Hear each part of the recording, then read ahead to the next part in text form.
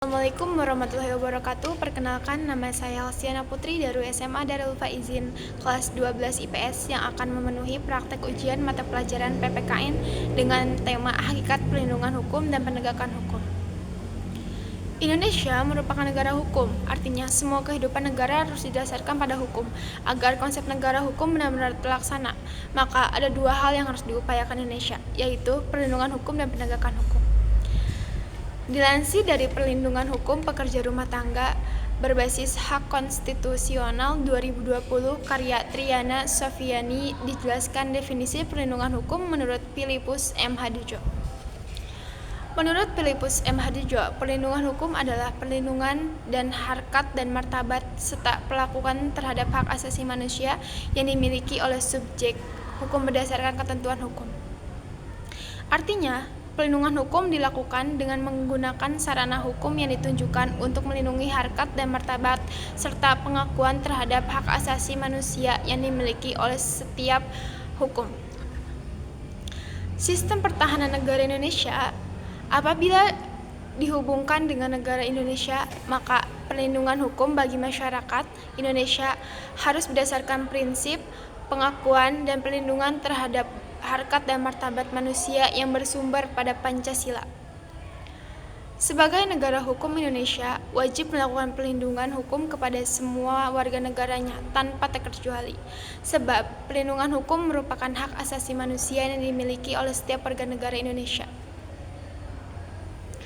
Hak setiap warga negara Indonesia untuk memperoleh perlindungan hukum telah diatur dalam Pasal 28D Ayat 1 Undang-Undang Dasar Negara Republik Indonesia tahun 1945. Penegakan hukum. Selain perlindungan hukum, Indonesia juga wajib melakukan penegakan hukum sebagai konsekuensi atas bentuk negara hukum.